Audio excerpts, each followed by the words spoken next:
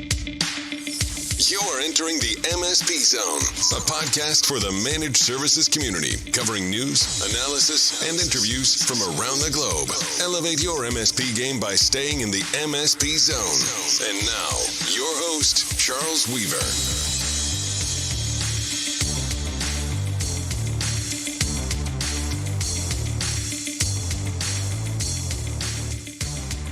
Welcome to the MSP Zone.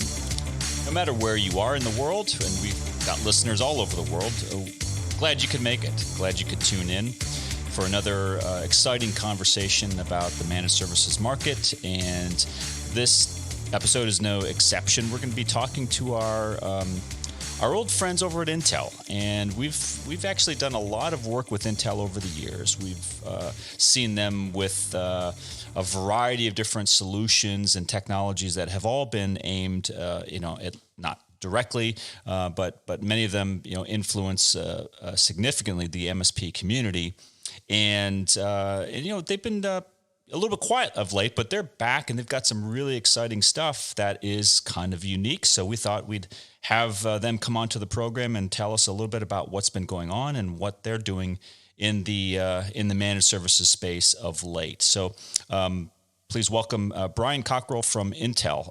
Brian, welcome to the MSP Zone. Hey, thanks, Charles. Thanks for having me today. So, as I just mentioned, most people, when they think of you guys, they think of chips, right? Some of the old timers remember the old Intel hosting, kind of program you guys had like 20 some years ago. But you've been, you're not just a chip maker. I mean, you guys do a lot of stuff. I mean, let's just set the record. I mean, true?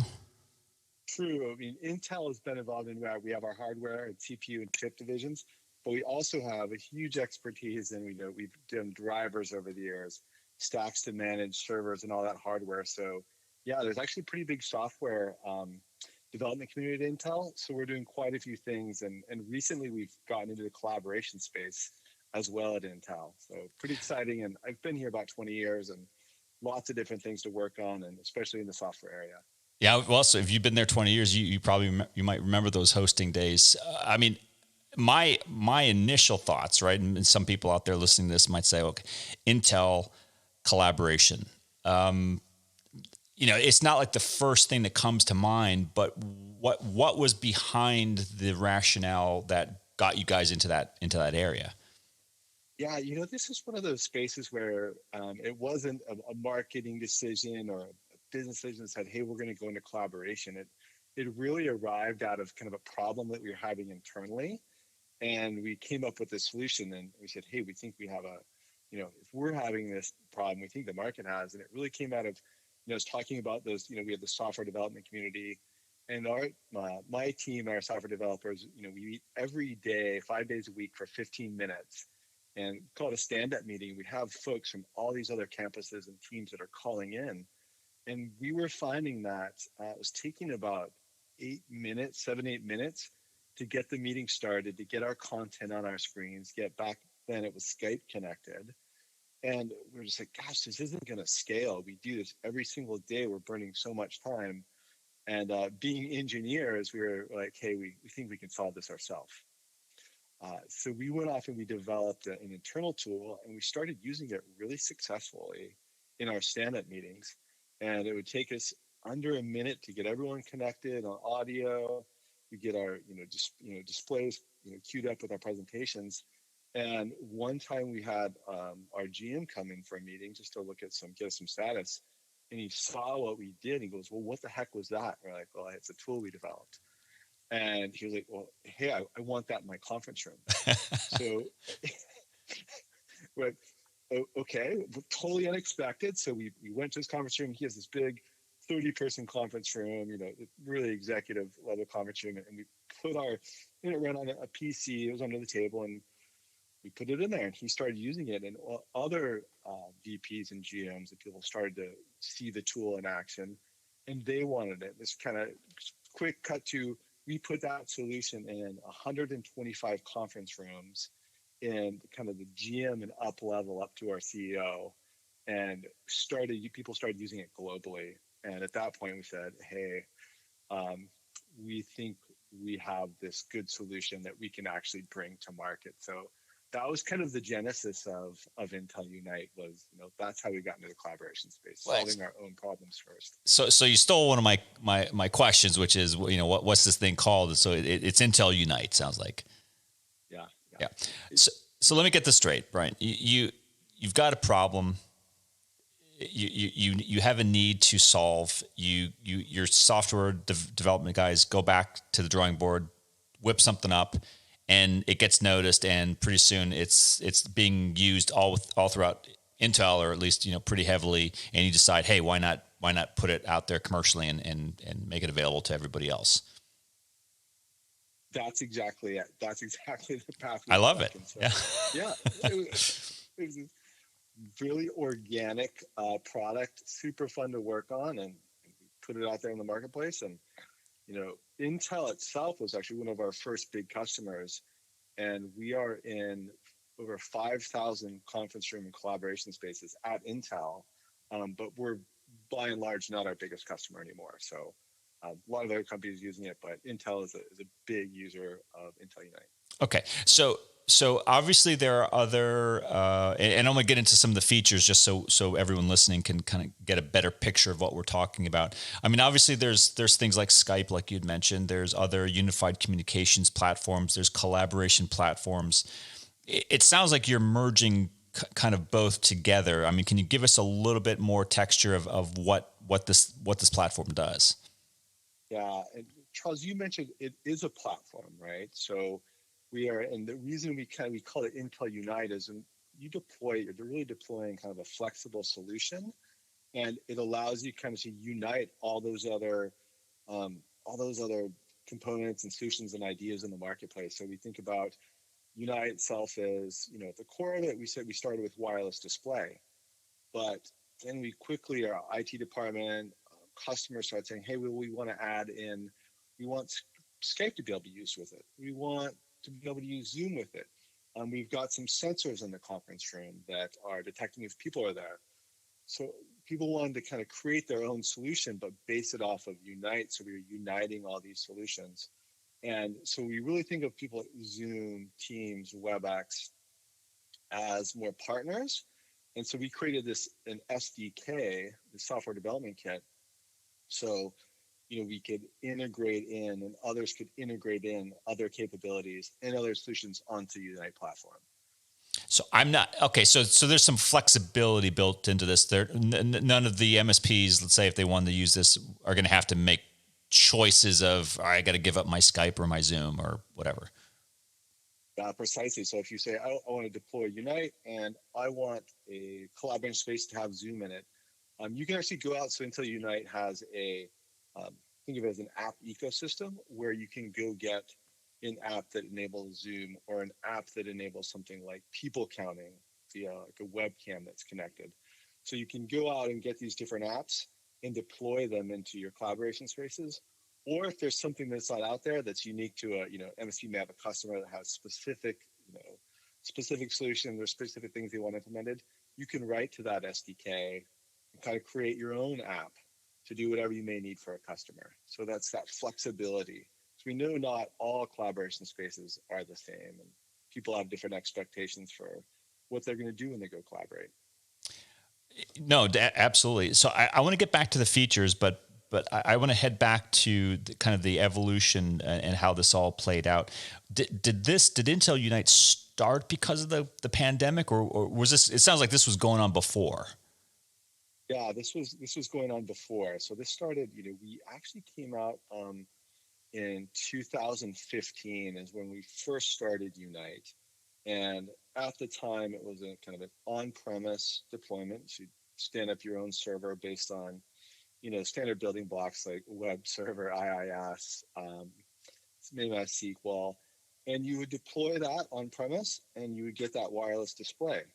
Well, then it started to evolve as we got feedback from customers. Hey, I want to be able to make, when you have that platform in the room and you have a display connected to an Intel Unite hub in a conference room, I want to run some digital signage on it. I said, oh yeah, well, we can make the ability to run digital signage. So now you could put a custom background. Schools do University of logos. We have enterprises want to put their logos.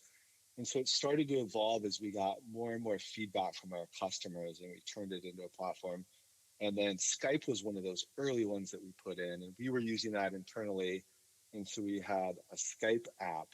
So you could come in the room, you might want to start doing wireless display, but then that evolved. So then you could also add Skype, and you could bring in people that might not be inside the room, they're outside the room, that be working from home or a different conference room in another campus. Now that Skype capability came on. So as customers, so it was really customer driven. As customers were coming in saying, this is a capability we're looking for, started adding in more and more of these features. Okay, so it's been out there a while. Definitely before pandemic. I'm assuming during the pandemic, it probably accelerated some development or some honing of features, and maybe accelerated adoption. Fast forward to today, first quarter of 2021. Our obviously you're on the MSP zone for a reason, right? So I'm assuming you guys, have an interest or in MSPs, or MSPs are currently using it. Are MSPs currently using this? Yeah, so well, back up just a little pre-pandemic, we came in and we said, well, we were this on-premise deployment. We went to a cloud. So we created a cloud with MSPs in mind, where we said, hey, you might want to be able to manage different organizations. So we built it for that express capability. So you didn't have to do an on-premise deployment. So it's multi-tenant is what you're... It's absolutely multi-tenant. It's a multi-tenant cloud. And MSPs can, get an account and manage multiple organizations, right? Within, and provide those permissions, authentication, security is all built into that multi-tenant cloud. So it becomes your console to manage Intel Unite. It was actually interesting during the pandemic. Unite had been largely used within collaboration spaces, and everyone went home. We had this, almost overnight, people started working from home. So through the pandemic, we're like, hey, how do we bridge this, and how do we evolve our strategy for Unite? And so we came up and we started adding some things that were very specific to the pandemic. And, eventually we came out, and after the pandemic, not after, we're still kind of going through it. We're starting to work with MSPs, and MSPs are now going out and deploying the Intel Unite solution for their customers. So that's a program we've been ramping, and starting to see a lot of uptake in folks deploying on our cloud solution using that multi-tenant capability for their customers. Okay, so I get the role of the MSP. Obviously, you guys and MSPs go way back. Any particular size of MSP or customer that Intel Unite is designed for? We've seen it in different verticals. So customer sizes, it's down to see as small as 5 to 10, but then scale it up to over 10,000 hubs. So a hub is a PC in a collaboration space.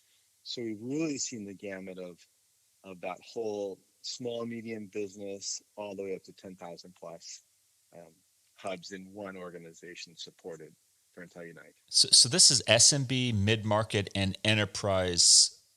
It crosses the spectrum, really. Yeah, it really does. It's so, the flexibility, from going to, hey, I just want a wireless display capability. Maybe I want it to be an audio only, or people are just deploying it with touchscreens. It really fits a lot of models of collaboration spaces.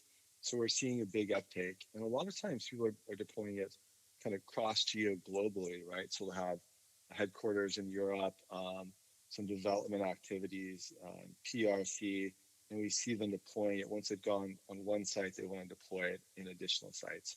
And an MSP can then manage it remotely and support it from their single console, not multi-tenant cloud. And am I correct in assuming that this is software only? Meaning, is there a hardware component to this at all? It is software. It does run on. You do need the compute headroom, so it runs on i5 or above PCs. Typically, we see it in a small form factor PC.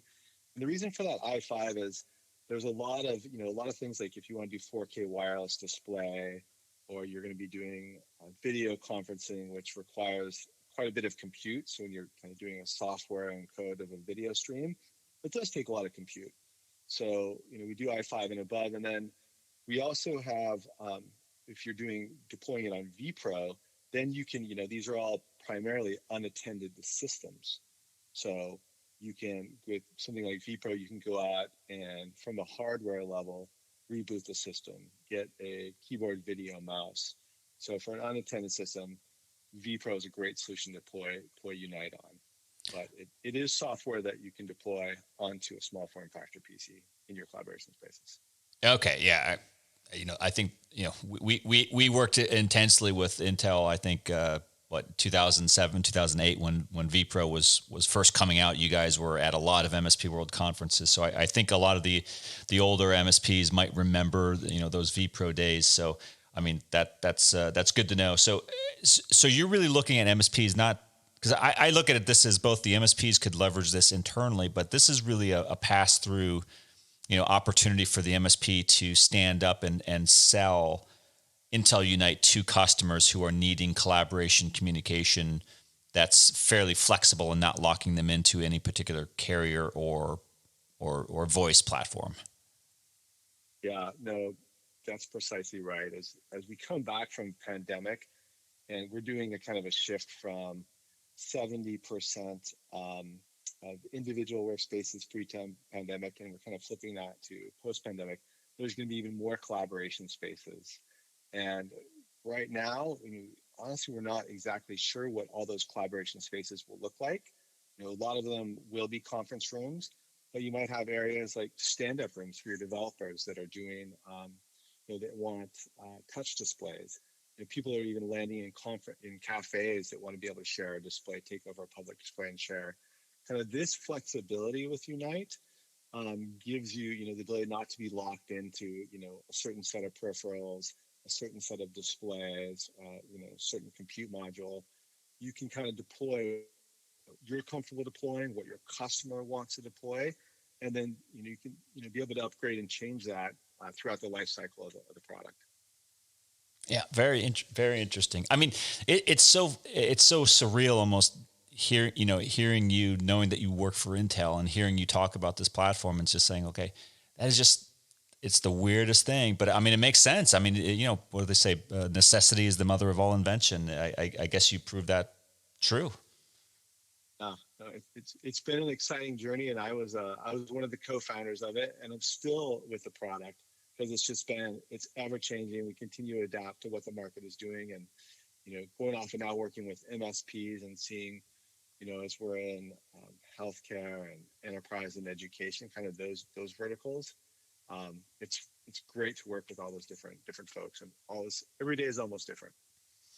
Okay, so just to summarize here, so we've got Intel Unite, collaboration platform, communication platform. It's not vendor specific. You have a lot of flexibility. It's software based. It's in the cloud, but it is multi-tenancy built, and it is MSP friendly, at least in terms of built for and capable of being managed across multiple customers by the MSP.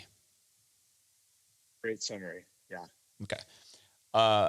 If an MSP is interested in taking a test drive, talking to somebody, learning more, what's the best way for them to find that out? Yeah, visit intel.com/unite, and you can click on the Learn More link, and we'll get in touch with you. And just in the forum, say that you're an MSP and you're interested in more. Or you can also reach out to me on LinkedIn and message me. I'd be happy to get back to you and put you in touch with the right folks at Intel. And may I assume that this is global? Like any geographic restrictions that MSPs ought to be aware of?